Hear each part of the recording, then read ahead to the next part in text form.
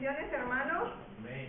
Cuando en los tiempos antiguos, los coritos, que eran canciones, en las pentecostales y así como, se cantaba una canción que dice: la iglesia está muy linda porque se va a casar. Está esperando el novio que lo venga a buscar. No sé si la han escuchado. Pero tenemos con la lámpara encendida. Entonces la iglesia debe estar, la iglesia de Cristo, si es esa novia que va a ser arrebatada, tiene que estar linda, porque se va a casar con Cristo. Amén. Sí. Seguimos en nuestro estudio de transformados, viendo cómo toma forma esa nueva normalidad que llamamos iglesia ahora. Como de 12 personas revolucionaron todo el mundo conocido, solamente 12 personas, que a veces somos pocos, pero no importa que seamos pocos. Si con 12 personas el evangelio llegó a todo el mundo conocido, nosotros también podemos hacer grandes cosas.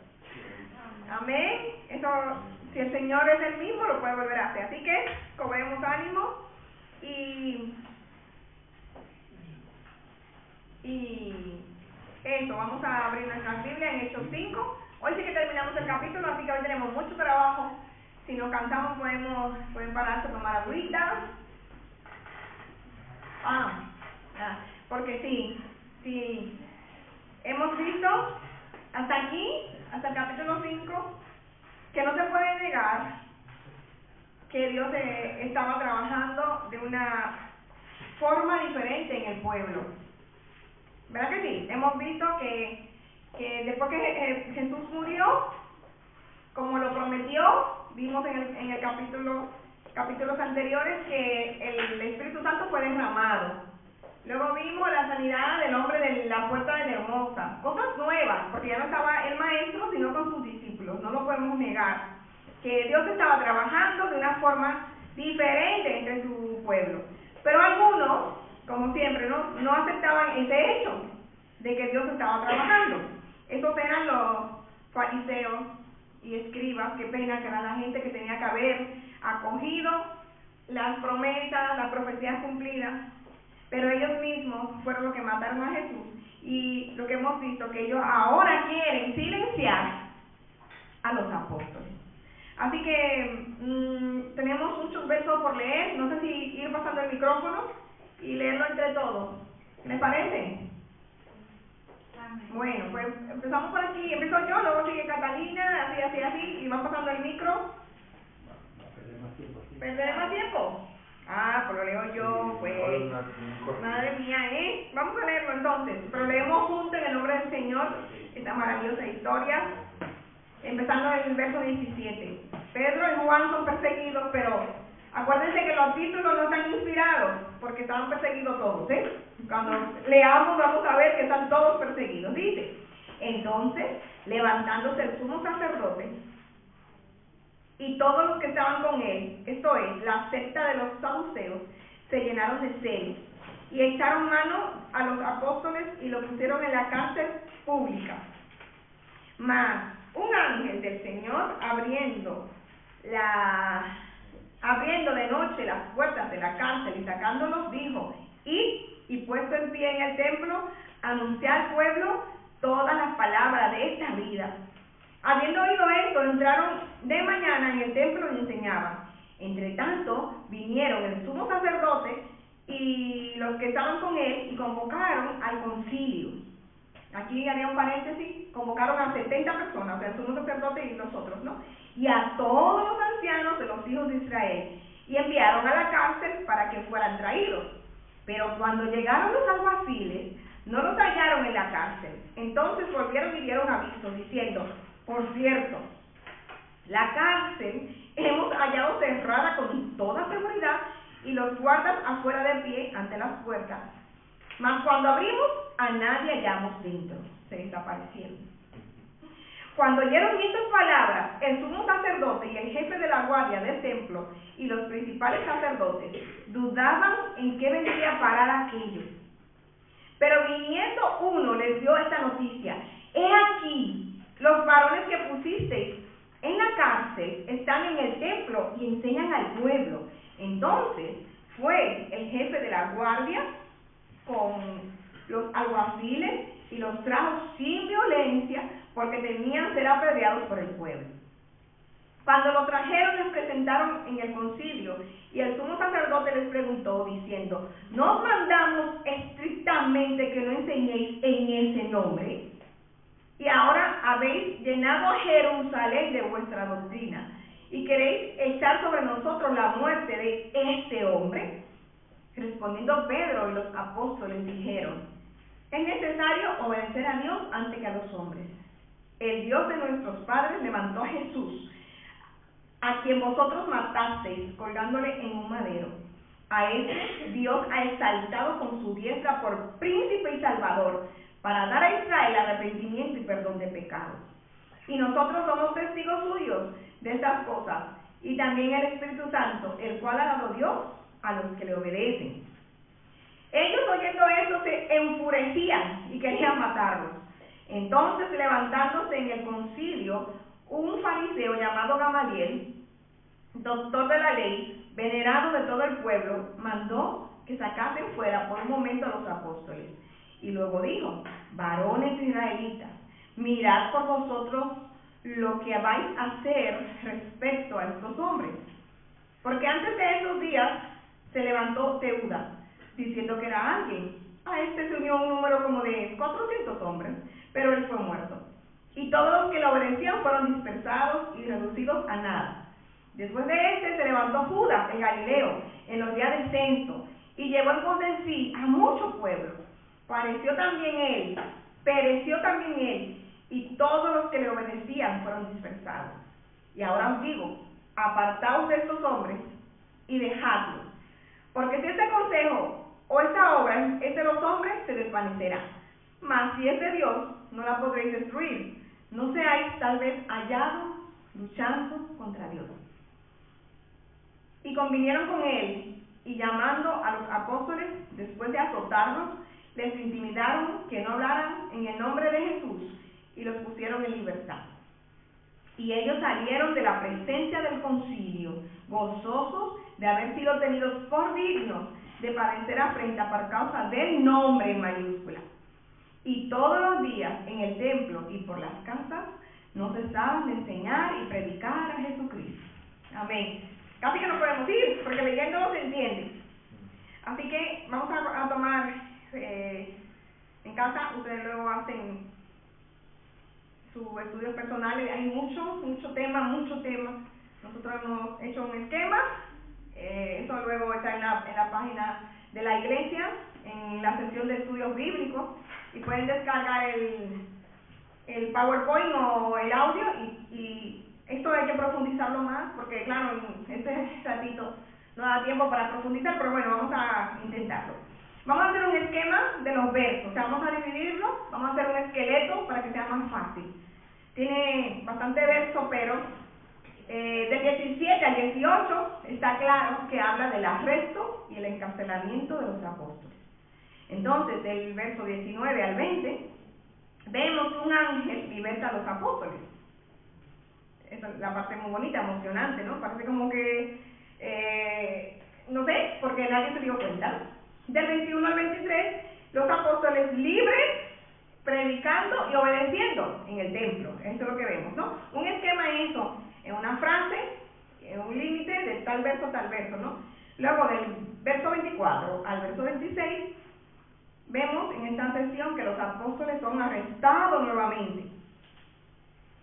Del 27 al 28 vemos la acusación contra los apóstoles por el sumo sacerdote.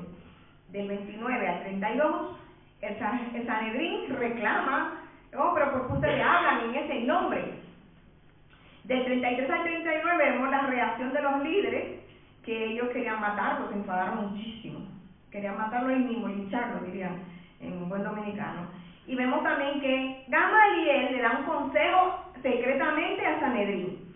Y la conclusión o el desenlace de esta historia, que el Espíritu Santo ha querido plasmar con detalles como que las puertas estaban cerradas, que los guardias estaban en su lugar, que al otro día ellos se reunieron para tomar un consejo. El Espíritu Santo no deja nada al azar. Y la conclusión es: después de ser azotados, los apóstoles siguen predicando con gozo, que es lo que yo digo, wow, después de ser azotado, amenazado, salir a predicar con gozo. Vamos a ver juntos hoy qué está pasando aquí. Ya vemos los personajes. Para hacer un estudio bíblico así profundizar, tenemos que pensar en el contexto, el tiempo, los personajes. Esta vez no solo eran Pedro y Juan que estaban aquí, sino que según el verso estaban los apóstoles, según el verso 18, y echaron mano a los apóstoles y los pusieron en la cárcel públicamente. No solamente eran Pedro y Juan, sino los apóstoles. Es lo que muchos comentaristas dicen, que eran todos. Ellos lo que querían era silenciarles, que ellos no hablaran de esa doctrina, sobre todo los saduceos, que no creían en la resurrección, y ellos estaban hablando de que ese Cristo había resucitado. Si ya he leído el verso 28, vemos que los apóstoles no se resistieron al arresto, ni organizaron una protesta pública. Yo creo que si ellos no hubieran estado llenos del Espíritu Santo, se hubieran sublevado. O sea, todo el mundo lo estaba viendo la verdad, estaba viendo los milagros, estaba viendo sanidades. Era el momento de tomar el poder político, pero el pueblo de Dios tiene un rey, tiene un príncipe y un salvador que es Jesús. Y nosotros tenemos una cabeza que es Jesús, y la cabeza es la que manda. O sea, por bien o un mover que veamos, no es de nosotros decir ahora es el momento, el Señor está aquí, ahora es el momento de hacer, porque el Señor del cielo es el que al final marca los tiempos, y como un jefe de ejército él dice, o sea, ellos, yo sé que tenían favor, lo dice en el estudio anterior, pero no era el momento de hacer una protesta pública. Y eso demuestra su fortaleza espiritual y su dependencia en Dios. No sé si me entienden, ellos eran esclavos de Roma. Y si tenían a toda Jerusalén, igual, bueno, vamos a hacer algo diferente. Sin embargo, ellos se sometían a las autoridades. Si ustedes leen todo el texto, pueden ver que Dios tiene sentido del humor. Dios tiene sentido del humor porque los apóstoles son tomados presos y van a la cárcel. ¿Quién libra a los apóstoles de la cárcel? Ángeles. ¿Sabían ustedes que los saduceos no creían en los ángeles? Es que podía haber sido un terremoto, podía haber sido rayos, podían haber sido granizo, pero Dios siempre tiene sentido del humor. Me encanta poder ver esas cosas de Dios, y manda un ángel para que los saduceos entonces digan, mira, ¿han notado que los religiosos han hecho que el poder de Dios sea más conocido? Ellos quieren retener el poder del evangelio, y cada vez que lo meten en la cárcel o pasa algo, el evangelio que hace, ¡boom!, se expande. Dios tiene sentido del humor. Los saduceos, y podemos buscarlo en Hechos 23:8, no creían en ángeles. Vamos a buscarlo, que no lo invento de nosotros. 23:8 dice, porque los saduceos dicen que no hay resurrección, ni ángel, ni espíritu, pero los fariseos afirman estas cosas. Entonces, ¿quiénes eran los que estaban en la asamblea? Mira, para taparle la boca y para avergonzar al enemigo, Dios manda un ángel. O sea, ellos no lo vieron, pero en un pueblo las cosas se expanden. No había Facebook, ni Instagram, ni nada, pero seguramente que cuando ellos estaban en el templo, iban a decir, nosotros hemos sido libres, hoy estamos aquí predicando porque nos ha sacado un ángel. Los líderes celosos, en esta sesión vemos muchas emociones, envidia, celo, duda. Los líderes celosos estaban tratando de detener los milagros, pero sus acciones solamente multiplicaban los milagros. Y a mí me encanta ver cuando Dios es Dios. Siempre es Dios, pero cuando dice, aquí mando yo, ¿cómo avergüenza a sus enemigos? Y tengo una pregunta para participar. ¿En qué otra ocasión pasó esto antes? ¿En qué otra ocasión? ¿En qué otra ocasión pasó esto? Que en vez de había un enemigo de Dios que en vez de quitar algo, cuando quería hacer de Dios, lo que hacía era que multiplicaba las cosas. ¿Sí? A él o Jacob. ¿A qué le doy? Jacob. Venga. Pobrecita.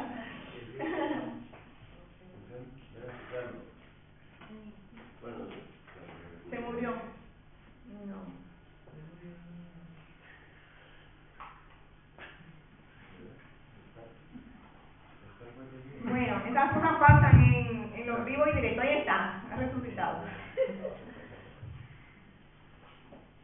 Bueno, hubieron muchas ocasiones, pero en el Antiguo Testamento vemos en Egipto, cuando Moisés quería sacar al pueblo, que Dios le dio a sacar al pueblo, pues él se oponía, el faraón, ¿no? Se oponía a que el pueblo saliese, y cada vez que él decía una cosa, pues Dios le mandaba a su castigo. Y vemos, con Dios no se juega. En mi país no se relaja. A ver, ¿quieres? Sí, que por ejemplo, no sé si era la plaga de las moscas y venían los magos y en vez de quitar las moscas, lo que hacía es que se multiplicaban las moscas. Es que no me acuerdo ahora específicamente qué plaga era, eso pasó antes.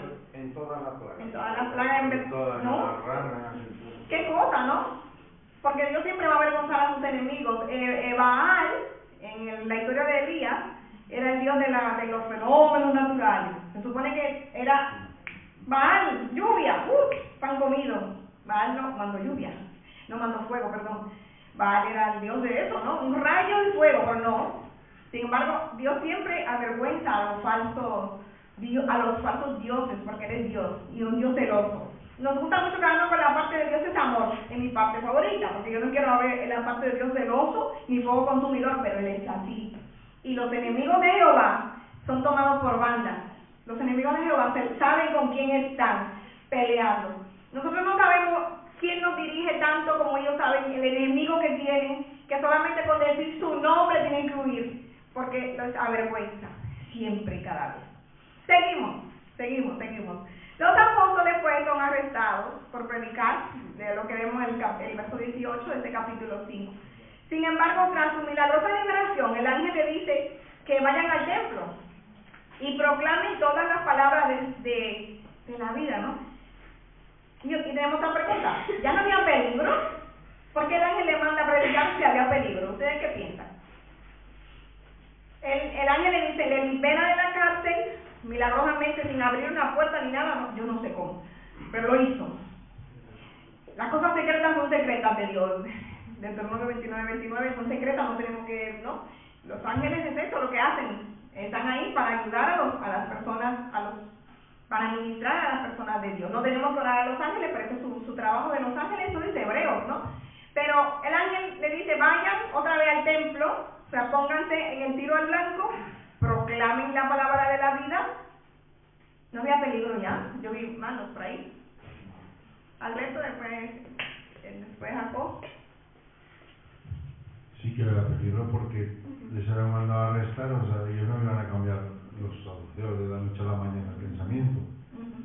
Por eso cuando los cogen otra vez dice, hay que hacer primero caso a Dios y no a los hombres. Le dicen los apóstoles, ¿no? Como diciendo, Dios está por delante y su palabra y su obra se va a llevar a cabo. O sea que Dios les dijo en otras palabras a través del ángel, ir y seguir en lo que estáis, que yo estoy con vosotros. Que yo estoy con vosotros, claro. Amén. En lo que el micrófono llega al otro extremo, es lo que decía la hermana en Génesis 15. Dios le dice a Abraham, no tengas miedo, yo soy tu escudo. Y Dios no ve la muerte como nosotros la vemos. Para nosotros la muerte es un drama, pero Dios no lo ve como un drama. ¿Sí? El peligro empezaba ahí. ¿El peligro? El peligro acababa de empezar. Ahí. No era que no había peligro, acababa de empezar, porque Pedro estaba preso, pero ya el ángel lo había sacado. Era como si fuera una burla para los saduceos, no los fariseos, sino los saduceos. Es prácticamente una burla, lo que ellos le miraban. Porque el ángel dice, vayan al templo. Y cuando le llega la noticia a ellos, al encargado del templo, no sé si era Caifás o Anás, uno de ellos dos era, pues dice, pues allí están ahora ellos en el templo y están predicando el evangelio. El ángel lo que le dice a ellos, vayan y prediquen las palabras de esta vida, o sea, el evangelio. En otras palabras, ¿qué es la vida? Jesús es la vida. Amén. Y cuando le dice, vaya y predique la palabra del evangelio, eso fue el encargo que le dio, y eso fue lo que Jesús le dijo a ellos. Cuando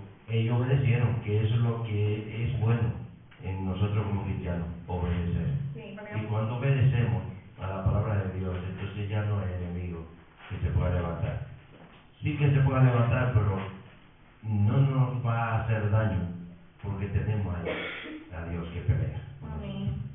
Ay, ay, ay. Amén. Como dice Jacob, el peligro empezaba ahí y luego lo vemos más adelante.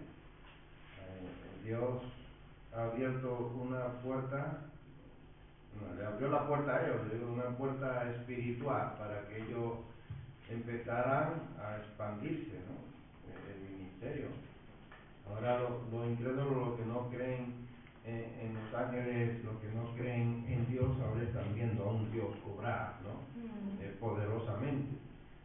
Y esto debió de ser aterrador, ¿no? Para ellos, ¿cierto? Pero vemos a Gamaliel como él empieza a decirle a la asamblea, ¿no? Que tengamos cuidado, no estemos peleando contra Dios, ¿cierto?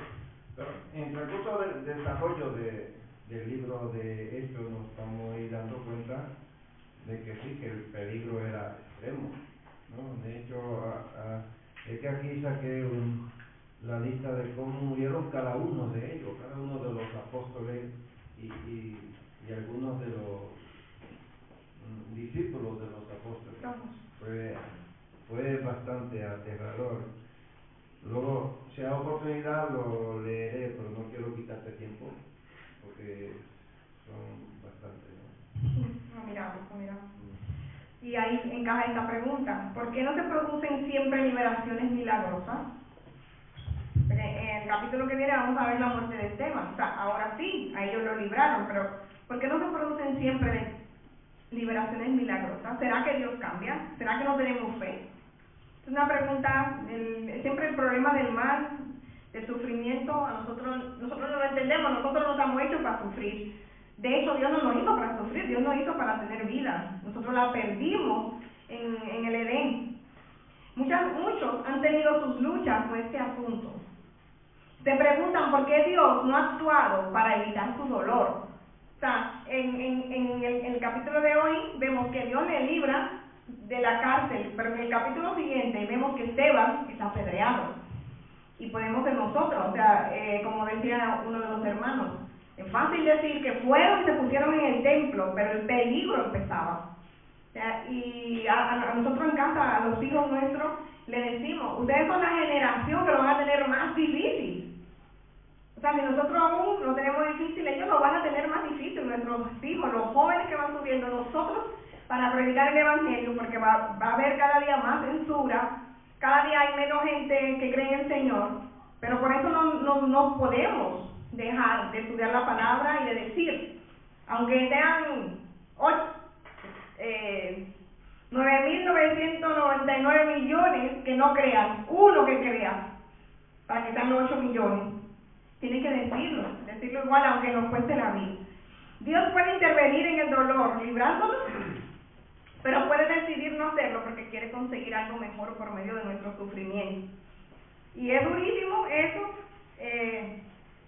pero es así. Yo siempre lo he dicho, Jesús tuvo que morir para hacer de bendición a los demás. Jesús dijo que podría haber pedido 12 legiones de ángeles ese día en Getsemaní, pero no lo hizo, ya que por su muerte muchos iban a ser salvados como estaba profetizado. O sea, yo pienso que nosotros el dolor y la muerte no lo encajamos, sobre todo cuando veamos que muere Esteban. Esteban es el primerito que muere, pero luego muere Jacobo, el hermano de Juan. Pedro es encarcelado. ¿Por qué no matan a Pedro y a Jacobo sí?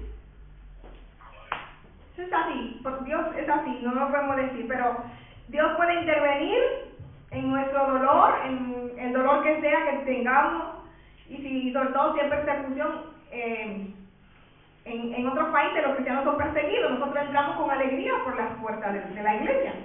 Podemos venir con nuestra Biblia, gracias al Señor, gracias a España, que el Señor la bendiga. Hay otros lugares que ni siquiera pueden llevar una Biblia. Entonces muchas veces Dios decide intervenir y darnos libertad, y otras veces decide de otra manera mostrarse en el sufrimiento, sobre todo en las persecuciones. Y tenemos que orar por los hermanos perseguidos. Hay muchos hermanos que sufren por el Evangelio, hermanos que no pueden congregarse, y tenemos que orar. Y eso estaba profetizado que Jesús tenía que morir. El año pasado cuando estábamos en PSF con Catalina, una hermana dijo que ella no entendía por qué Jesús tenía que morir. Pero es que si Jesús no moría, la profecía no se cumplía. Entonces, yo también tengo que sufrir, y cuando yo sufro, también Dios muestra su gloria en mí. Entonces leemos. Quería dos palabritas sobre ¿Sí? eso.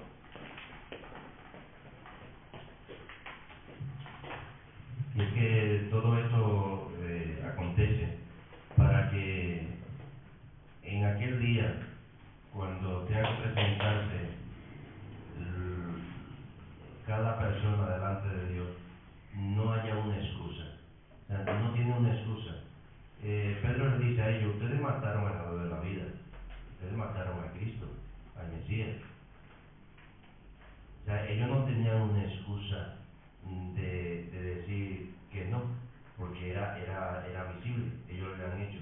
Ahora, esto sucede también en algunos de los apóstoles, y también en algunos de los discípulos que fueron escogidos, que lo vamos a ver más adelante, que escogieron a 7 y todo eso. Entre ellos estaba Esteban, que fue apedreado, y esto queda a entender de que el hombre no puede tener excusa delante de Dios, porque ha sido visible de la grandeza de Dios y no han hecho caso a ella. Al contrario, han matado a quienes han salido a hablar de ella. Además hay un salmo, bueno, yo no sé, el salmo dice que para Dios es estimada para Dios la muerte de sus santos. Me queda una pregunta ¿Sí? que en cuanto para hacernos una idea, pone que podría haber pedido 12 legiones de ángeles. Me preguntaba cuánto era una legión. Yo miro aquí en internet, pone que una legión normal se componía de alrededor 6.000 hombres de armas, 300 jinetes y de un buen número de discípulos, sirvientes y esclavos. Una legión sola, 12, imagínate. Sí. 6.000 más 300 más todos los demás por 12. Imagínate cuántos Y podía. eso está en Mateo 50, yo no lo leí, pero está en Mateo 53, ahí cuando arrestaron a Jesús. Él le dice: ¿acaso piensas que no puedo orar a mi Padre y que Él me daría más de 12 legiones de ángeles? ¿Cuántos son 12 legiones? Una legión romana, son 6.000 soldados. 6.000 hombres de armas, 300 de a caballo y después siervos, sirvientes y eso. Pero Jesús tenía que sufrir para salvarnos. Entonces a veces a nosotros nos cuesta mucho sufrir. Yo no entiendo. Y si hay una canción que se llama He decidido seguir a Cristo. Y la historia es de un misionero, y cada vez que le hacía una frase le decían: ¿vas a negar a Jesús? Y él le decía: he decidido seguir a Cristo. Y volvían: ahora te vamos a matar a tal. Y él escribía: no vuelvo atrás. Y volvían: ¿has decidido dejar a Cristo? Y él decía: he decidido seguir a Cristo, no vuelvo atrás, no vuelvo atrás. Y esta canción viene de esa historia. Así que tenemos que orar por los hermanos perseguidos y por nosotros que a veces no entendemos el dolor. Entonces, seguimos la historia. Vemos que los alguaciles traen a los discípulos del templo, porque ellos se fueron con mucha valentía, porque es muy fácil decirlo, pero imagínense, al templo, ahí en la boca de los leones, y los alguaciles vienen. Los alguaciles son prudentes, lo traen sin violencia, porque el pueblo ya estaba un poco alterado. Pero quisiera que llamara la atención sobre el verso 28 y que viéramos cómo el sacerdote habla. ¿Qué le llama la atención de la palabra del sumo sacerdote? Verso 28 dice, ¿entienden? Cuando ellos llegan y los llevan ante el concilio, el sumo sacerdote dice: no os mandamos estrictamente que no enseñéis en ese nombre, y ahora habéis llenado a Jerusalén de vuestra doctrina, y queréis echar sobre nosotros la sangre de ese hombre. ¿Qué le llama la atención? Breve, porque sí, hay que participar, pero también se nos va a ir. ¿Qué le llama la atención? A ver, los chicos jóvenes que están aquí, por ahí atrás, ¿qué le llama la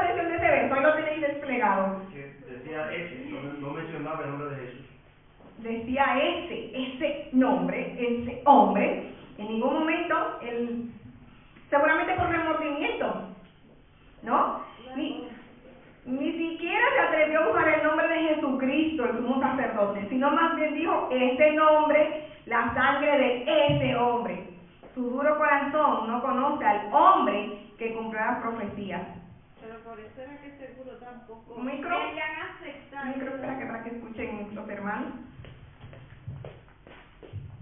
Que por eso era que ellos no querían aceptar quién era Jesús y lo que Jesús había hecho, porque ellos sabían que lo que ellos habían hecho contra Jesús, y por eso era que les remordía la conciencia, porque a lo mejor en intimidad ellos se daban cuenta que Jesús era inocente y que ellos lo mataron y le hicieron todo lo que hacían. Pero claro, eso es como la ciencia, que muchas veces, aunque sabe que Dios es real, públicamente no lo quiere aceptar, para no ir atrás en contra de lo que ya ellos dijeron antes, aunque lo reconozcan.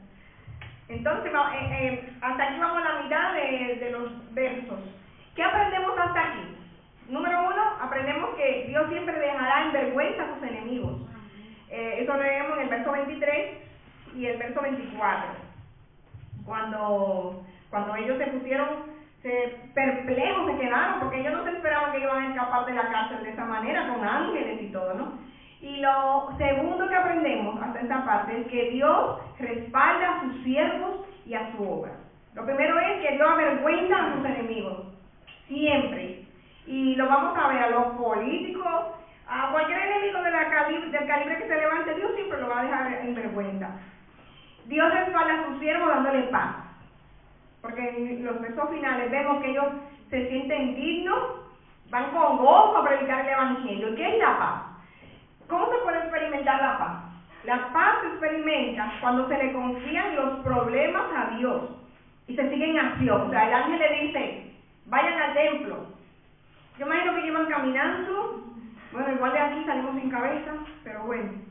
Diría Pedro, yo no sé quién va a predicar, igual resucitamos, no sé. Pero la paz es eso, la paz sigue en acción y confía en que Dios puede levantar de los muertos a quien sea, le había levantado a Jesús.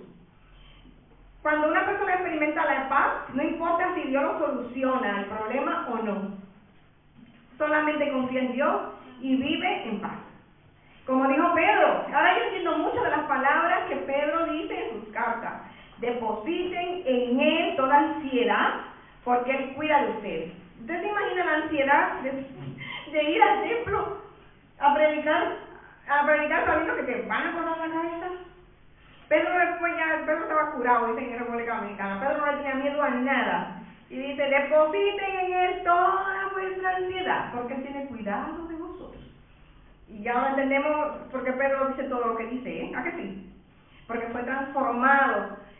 La experiencia de acercarse al Señor le cambió. Y es lo que nosotros queremos, que el libro de los Hechos no cambie. Yo siento que he cambiado muchísimo, aprendiendo muchísimo del Señor, de cómo Él, con esa expectativa, hizo la iglesia y la cumplirá. También en estos versos escondidos vemos unos títulos de Cristo usados por el mismo Pedro. Ya Jacob dio una pista. En el otro sermón, Pedro dice, un título es un nombre, y le dice, tú eres Señor y Cristo, le dice, otro le dice, autor de la vida. Pero escondidito por aquí, en el verso 31, vemos otro título de Cristo. No sé si ustedes lo vieron en su casa. Dice, a este Dios ha exaltado con su diestra por príncipe y salvador. Qué bonito es el título de nuestro Señor Jesucristo. Pedro, en esta parte, cuando lo llevan al sumo sacerdote, y el sumo sacerdote empieza a renegarle, y ustedes por qué hablan en nombre de este, y Pedro le responde, oye, es necesario obedecer a Dios antes que a los hombres, y ese que tú estás hablando, a ese Dios lo hizo príncipe y salvador. Y ahí, hermano, cuando uno está leyendo la Biblia, uno dice, déjame sacar el diccionario. ¿Qué significa la palabra príncipe? Siempre recomendamos que es bueno tener sus diccionarios. El diccionario certeza es mejor, valga la redundancia. Príncipe, ¿qué significa? Príncipe significa el propulsor, uno que dirige el camino, el creador. Y sabemos que en Isaías 9 dice que él es príncipe de paz, o sea, el precursor de la paz, el creador de la paz. O sea, si tú te pones a sacarle migas, sacas muchísimo. Principal es también, ¿no? La raíz principal. Puede ser, no sé cuál es la raíz semántica, si es de principal. Príncipe es alguien que tiene una potestad, una autoridad, ¿no? Y el otro título que Pedro le dice al sumo sacerdote, nada más y nada menos, es que no estaba hablando con un pescador normal, con el que pela pollo, con el que vende leche. Él estaba hablando con el sumo sacerdote, dándole cátedra de teología, y le dice, príncipe y salvador. Salvador significa uno que salva, liberta o preserva de cualquier mal o peligro, ya sea físico o espiritual, temporal o eterno. ¿Ustedes creen que el sumo sacerdote entendía lo que Pedro le decía?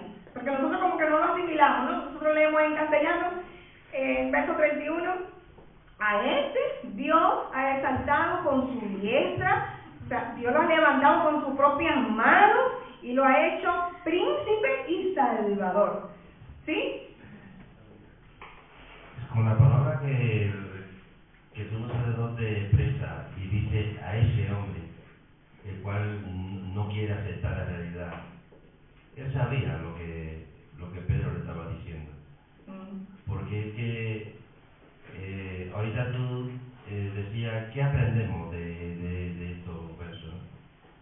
Y aprendo algo que es desde el principio, desde que Dios creó al ser humano, o sea, desde que creó al hombre y a la mujer, ya el ser humano le cuesta aceptar la realidad, nos cuesta aceptarla, y siempre salimos corriendo a ella, o buscamos otra palabra para evadir esa verdad, y por eso pues estamos así, vivimos una naturaleza caída, y siempre vamos a estar corriendo a una realidad, y ahí lo vemos con el sumo sacerdote, el cual él sabía lo que Pedro le estaba hablando, pero él, en vez de mencionar el nombre, lo dice ese hombre.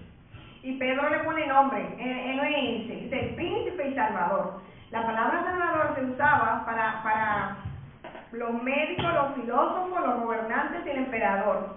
O sea, para los médicos que salvaban las vidas de las personas. Los filósofos, vienen siendo los psicólogos, que no sé, que resolvían los problemas de las personas. Los gobernantes que salvaban a las personas del peligro y de la guerra, muy diferente ahora que los gobernantes son los que hacen la guerra. Incluso la palabra salvador se aplicaba al emperador. Irene estaba leyendo la batalla de los ¿cómo se llamaba la batalla? ¿Qué estaba leyendo? Aquí de Navarra, de los reyes de Navarra. Ajá, romanos, yo soy muy mala para la historia española. Y cómo los reyes españoles se iban a luchar, y al final las cadenas esas que tiene el escudo de, no sé si de Navarra, de la esclavitud, de los musulmanes. Entonces yo cuando la niña estaba leyendo, claro, que la Biblia es para aplicarla, yo decía, wow, pero es que es verdad, los emperadores y los reyes salían a pelear por los pueblos antes. Y cuando decimos Jesús es mi Salvador, es que Él salió a pelear por mí, una batalla que yo no podía ganar, porque las luchas son espirituales, y yo no soy espíritu. Si yo lo pudiera ver, igual le pego una, pero si yo lo puedo ver. Y mi Salvador entonces me dio armas espirituales. ¿Saben cuáles son mis armas espirituales? 1 Corintios 10. Nuestras armas espirituales son poderosas en Dios. Nuestras armas espirituales son la oración, el ayuno que tenemos el sábado. Entonces, ese Salvador que tenemos es suficiente, porque también nos dio armas. O sea, Él ganó la batalla. Pero para pequeñas guerras personales, conmigo misma, con el mundo, con el diablo, también me dio armas espirituales. Eso dice, me parece que 1 Corintios, eso ya se salió ahí del tema, el pastor me va a reunir. 1 Corintios que dice que tenemos armas espirituales, ¿no? 1 Corintios 10 me parece. ¿No? Pero bueno, sí, seguimos. O el 1 Corintios 10 o el 4, porque siempre me equivoco. Siempre es importante recordar quiénes somos. Vemos que cuando ellos están delante de Dios, ellos se enfocan todo en Cristo, en los títulos de Cristo, pero en el 32 ellos dicen, y nosotros somos testigos suyos de estas cosas, y también el Espíritu Santo, el cual ha dado Dios a los que le obedecen. Cuando nosotros estamos enfrente de adversarios o en cualquier situación, recuerda quién eres. Y ellos le dicen a somos sacerdotes, somos testigos de Cristo.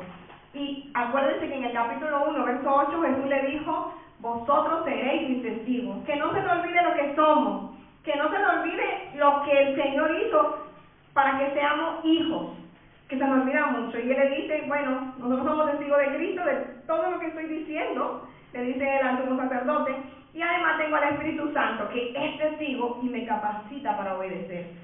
Es que este verso, este capítulo yo creo que es el mejor de todos. ¿Hasta aquí entendemos? Estamos terminando ya. ¿Seguimos o volvemos para atrás? Que lo veo ahí como, uy, madre mía, hay que traer café. Leemos juntos los versos 38 y 39. Dice, y ahora, en esta parte es cuando interfiere Gamaliel. Gamaliel es este hombre que era además el maestro de Pablo, que luego vamos a verlo más adelante, era un erudito, un filósofo así, un hombre de sabiduría. A mí me gusta porque yo creo que él ve la soberanía de Dios. Pero vamos a analizar un poco lo que él dice y me gustaría que lo hiciéramos juntos, no solo lo que nosotros trajimos, sino juntos. Entonces, cuando Gamaliel le dice, saquen a esa gente aparte, vamos a hablar nosotros aquí, venga, vamos a hablar.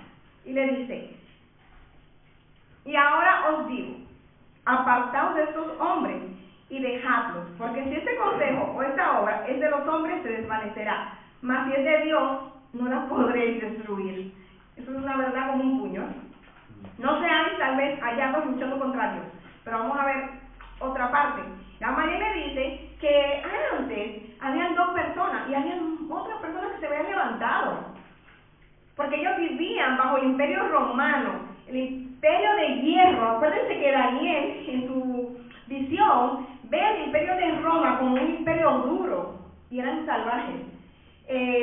Roma, yo me acuerdo en qué parte, qué pasó, fueron 300 fariseos que crucificó enfrente de donde pasaba todo el mundo. Luego lo confirmaré, pero parece que son 300 fariseos. Roma era el imperio más duro, eran crueles. Así lo ve Daniel, y si tú lees la historia, así es. Los romanos no tenían ni siquiera entre ellos complacencia, ¿no? Entonces, se levantaban estas personas para luchar por la libertad. ¿Y qué pasaba? Lo mataban, se desvanecían, se cansaban. Y es lo que Gamaliel le dice, si estos hombres son unos como los de siempre, desaparecerán. Pero si esto es de Dios, nosotros no podremos luchar contra Dios. Sí, estas dos personas se trataban como revolucionarios. Revolucionarios. Y las personas son Teudas y el otro es Judas, el Galileo. Verso 36 y verso 37. Gamaliel pues era erudito, estimado por todos los del consejo. Era un hombre prudente y cuerdo. O sea que yo le decía ayer a Abel, estábamos hablando por ahí, haciendo un armario, armando un armario, y yo le decía, ¿cuál es la diferencia entre ser sabio o tener conocimiento? Porque muchas veces las personas sabias toman malas decisiones, pero a veces uno no es sabio, pero tiene conocimiento y puede tomar buenas decisiones. Este hombre era sabio y tenía conocimiento también, porque fue prudente. Yo pienso, y nosotros juntos cuando hicimos el estudio pensamos que Dios lo usó para salvar la vida de los apóstoles, porque lo querían matar, porque Dios usa todo, hasta cuervos. La intención de Gamaliel era mantener la unidad, o sea, tampoco vamos a endiosarlo. Él no quería que se dividieran los romanos, el Sanedrín, y que los romanos entonces se levantaran en represalia. Su intención no era honrar a Dios, pero lo que él dice es verdad. Es como cuando en el libro de Job, tú estás leyendo en el libro de Job y los amigos de Job están diciendo cosas que son mentiras, pero son verdad. Hay que tener discernimiento, no sé si me entienden. Aquí lo que Gamaliel dice es verdad, pero no siempre es verdad. Pero puede ser que salvara la vida de los apóstoles por su argumento. Pero vamos a ver en qué está equivocado el argumento entrenamiento de Gamaliel, en la siguiente diapositiva. Y ustedes, no sé si ustedes ven algo de equivocado, o ustedes qué piensan de allí, los dos chicos que están hablando, allá, el de verde y el de naranja. ¿Ustedes qué piensan de la intervención de Gamaliel? ¿Qué piensan? Ay, ay, ay. Los demás, ¿qué piensan de la... Hay que prestar atención. Pues,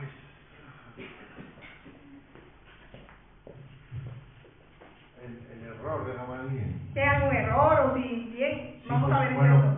que no tenía la fe al 100%, porque digo, si es de Dios, no vamos a poder. Y si es de los hombres, se desvanecerá, como los otros dos ejemplos que digo. Entonces estaba ahí como indeciso, que no sabía realmente. Bueno, viendo como evidencia, ¿no? Lo puso como claro, que no sabía, porque se podía haber dicho, no, eso es de Dios, no nos metamos con ellos. Pero dijo también la otra parte, si es de los hombres se desvanecerá. Sí. Más si es de Dios no podemos con ellos. Y en uno de los evangelios hay uno de los sacerdotes que lo dicen, porque ellos sabían que no dio tiempo a buscarlo, porque a veces la Biblia es así, ¿no? Como un campo de muchas perlas, pero ellos sabían que era de Dios. Pero la equivocación de Gamaliel es que él dio por sentado que la historia se repite. Sí, se repite, es verdad. Teudas y Judas se rebelaron, pero desaparecieron. ¿Hicieron Teudas o Judas alguna vez las cosas que hizo Jesús? Es que las cosas que hizo Jesús, caminar sobre el mar. ¿Qué cosa hizo Jesús? A ver, participen, ayúdenme a refrescar la memoria. Vamos a pensar en cosas que hizo Jesús que no creo yo que ningún ser humano pudiera hacer. Aquí podemos participar todos. ¿Qué cosa hizo Jesús?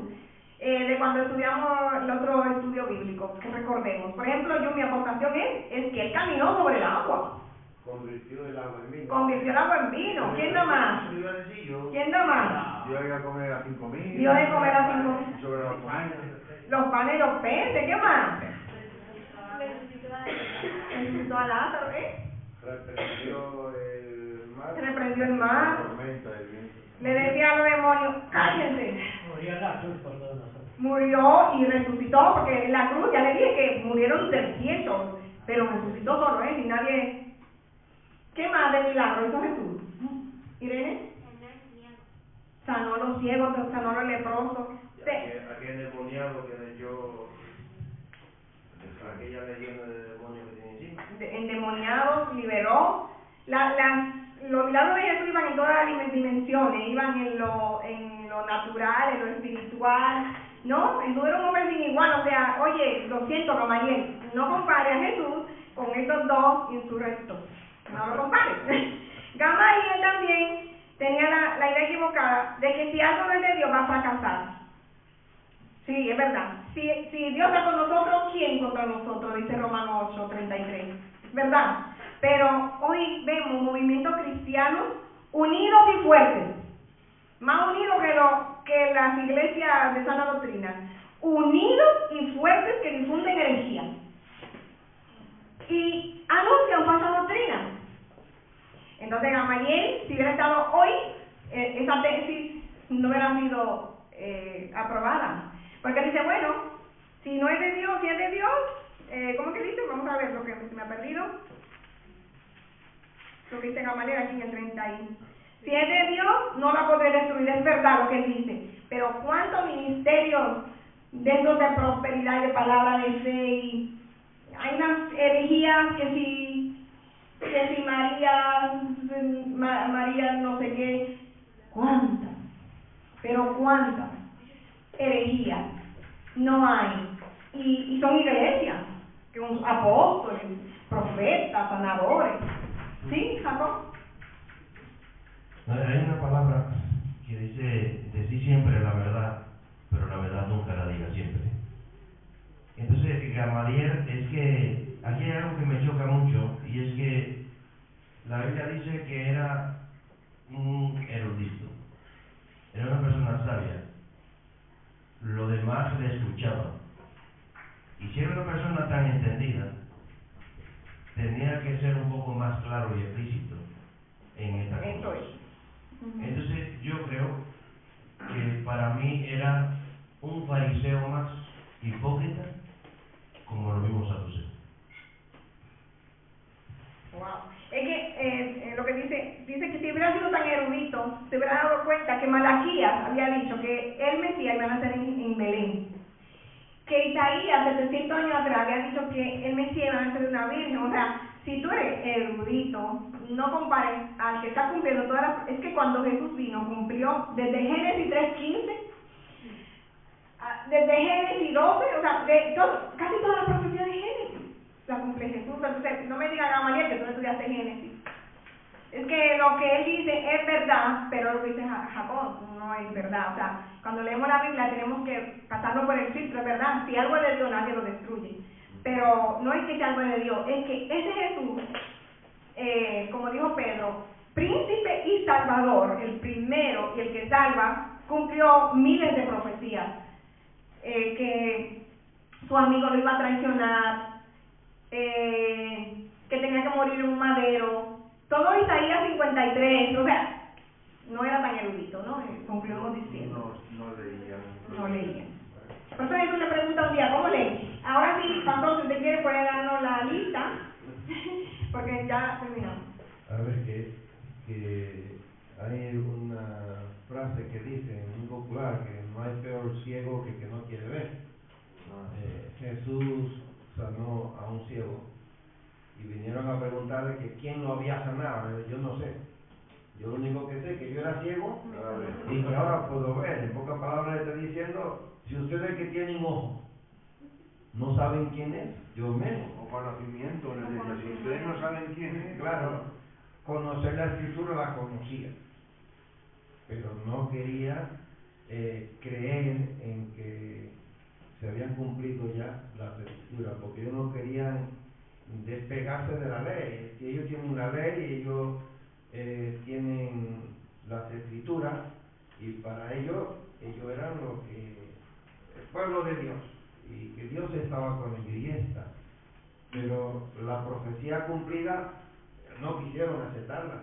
De hecho, no aceptaron a Jesús y aún siguen sin aceptarlo. Igual que el mundo hoy día, nosotros le hablamos y ellos, yo no quiero que me diga de eso, no quiero que me hable de eso. No quieren creer. Sí saben que Jesús murió, la mayoría dicen, yo creo que hay algo, pero no quieren aceptar, no quieren tener una responsabilidad. Yo creo que a Gamaliel era lo que le pasaba. Conocer la escritura, pues sí, la conocían, pero ellos estaban esperando un Mesías que iba a gobernar sobre ellos, que lo iba a liberar de la esclavitud romana. Eso era lo que ellos tenían en su mente, eso era lo que ellos estaban esperando. No estaban esperando a un Mesías pobre, que su montura era un burrito, que era humilde, que no tenía dónde vivir, que no peleaba, que no lo defendía a espada. Pues ellos esperaban otra cosa, y eso era lo que le estaba pasándole a este hombre. Tenía conocimiento, pero en realidad estaba ciego espiritualmente.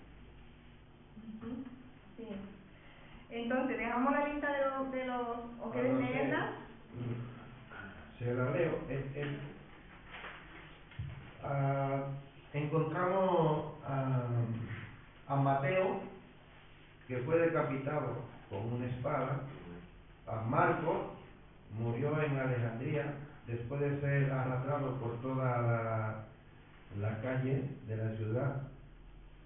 Luego lo mataron. Lucas fue ahorcado en Grecia en una mata de olivo.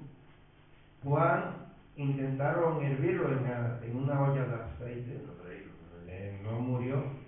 Bueno, freírlo en una olla de aceite.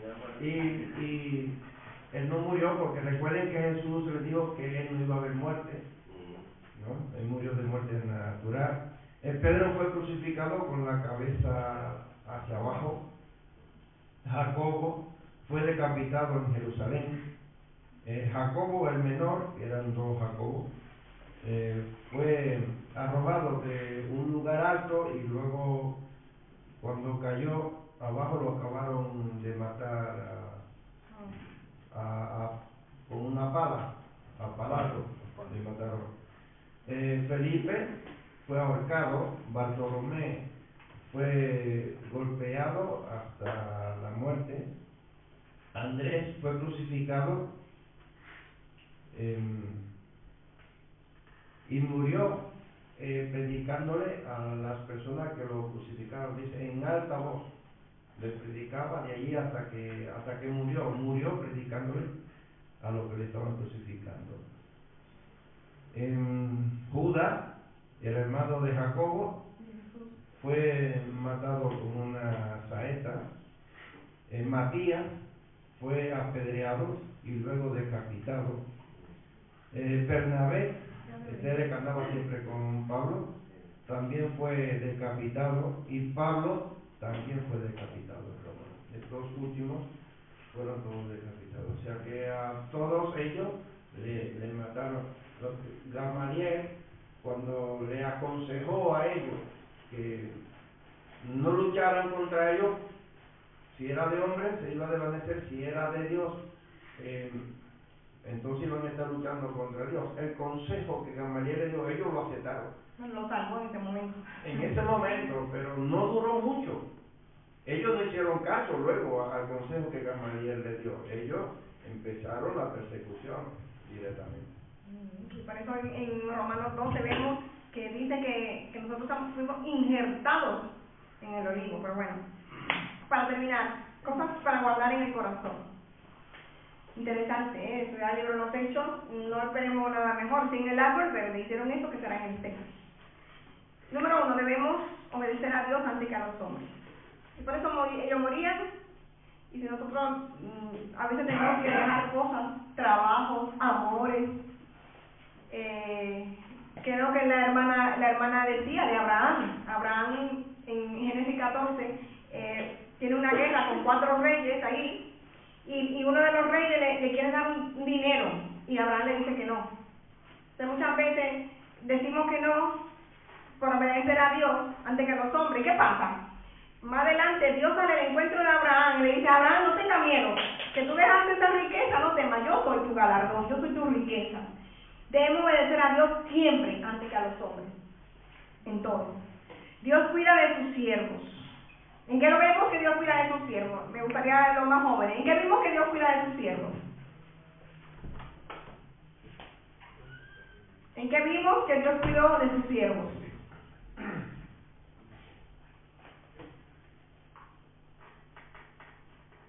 En que le libró de la cárcel, ¿verdad? Con el ángel. Dios avergüenza a sus enemigos. ¿En qué vimos que Dios avergüenza a sus enemigos? En que en vez de usar cualquier otro medio, usa un ángel, ¿no? Y siempre va a ser así. Dios sigue librando a sus siervos del mal y del maligno, porque detrás de todo eso hay una cabeza pensante que es el enemigo de Dios, el enemigo de nuestras almas, que va usando a la sociedad, a las cosas. Y yo siempre digo, nosotros no somos del mundo, pero seguimos en el mundo.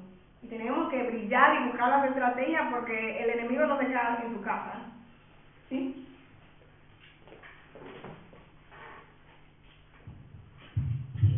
Quería decir que muchas veces nosotros nos desesperamos o dejamos de confiar plenamente en Dios, perdemos el primer amor, ¿no? Nosotros vemos que a Pedro y el ángel le abrió la puerta, ¿no? Y sale de ahí y el ángel le dice que se vaya al templo a predicar. El ángel, Dios manda al ángel, lo libra, ¿no? En ese momento. Y entonces nos podríamos preguntar, pero ¿y por qué? Si en ese momento el ángel lo libra en la cárcel, lo manda a predicar, ¿y por qué cuando lo están crucificando con la cabeza por abajo no lo salva? Hemos leído cómo murieron cada uno de ellos, y por qué en ese momento Dios no lo salva. Sin embargo, al principio sí le libra de la cárcel y lo manda a predicar. ¿Cierto? Entonces, si le cuento esto a un ateo, me va a decir, pues entonces que Dios es que a veces sí libra y a veces no. Y yo no sé qué tantas cosas se pueden estar ahora mismo andando por la cabeza.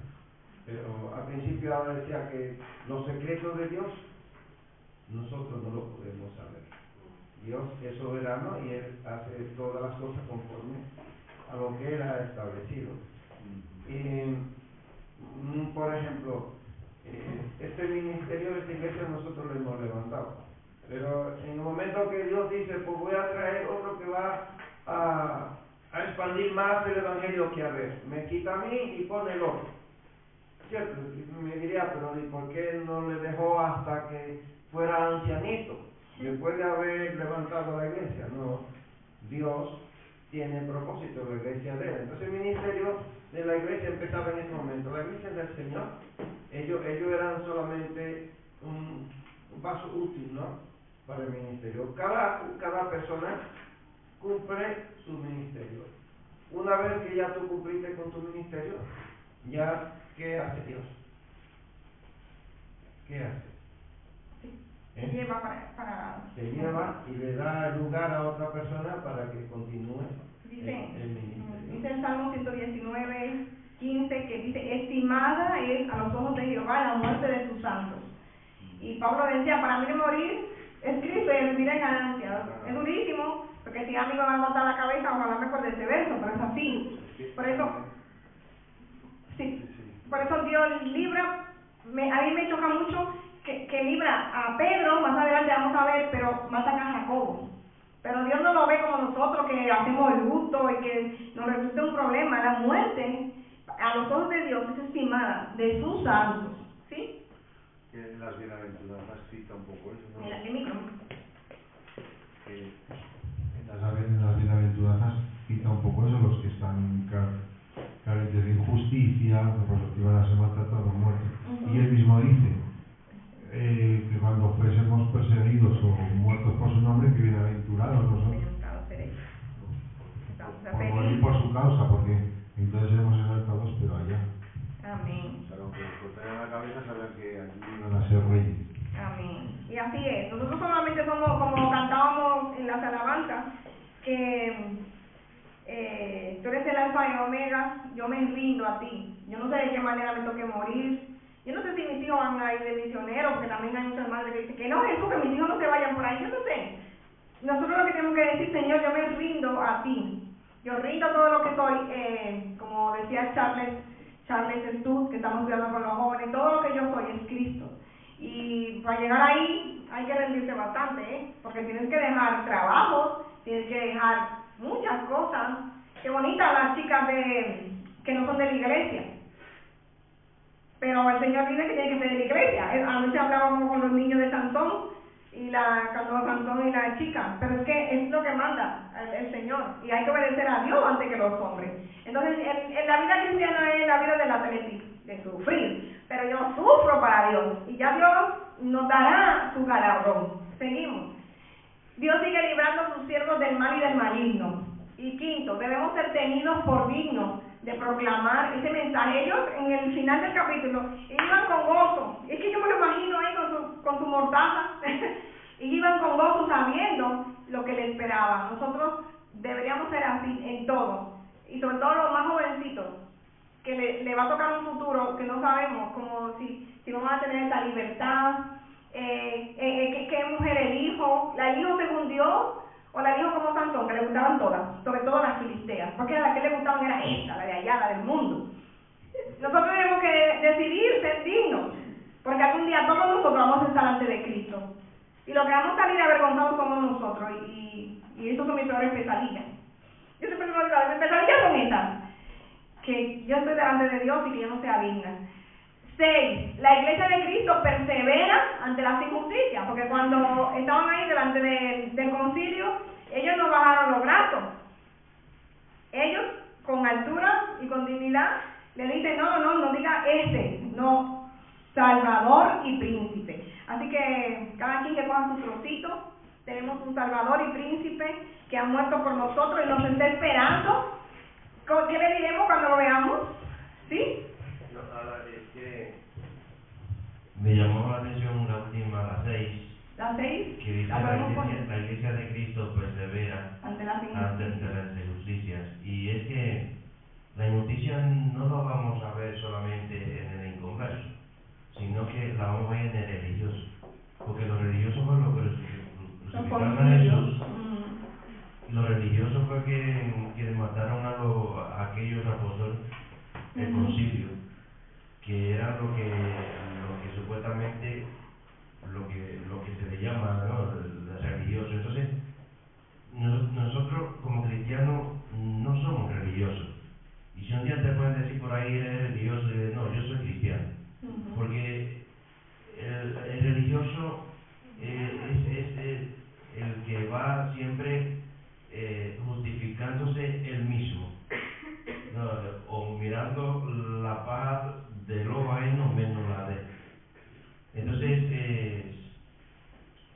decir que la injusticia no la vamos a ver con el inconverso, sino que también en aquellos que son religiosos. Sí. Pero el Señor, sobre todo eso, sigue siendo Salvador y Príncipe. Me encantó ese título, hermanos, que esa palabra nos consuele, que nos llegue para un año. A mí la palabra de Dios me da tanta vida que me dura un año saber que Él es Señor y Cristo. Salvador. Salvador es como el que lucha por mí, pero también mi príncipe, el precursor. Así que, hermanos, seamos consolados y con mucho ánimo el miércoles al capítulo 6 a estrenar. Amén.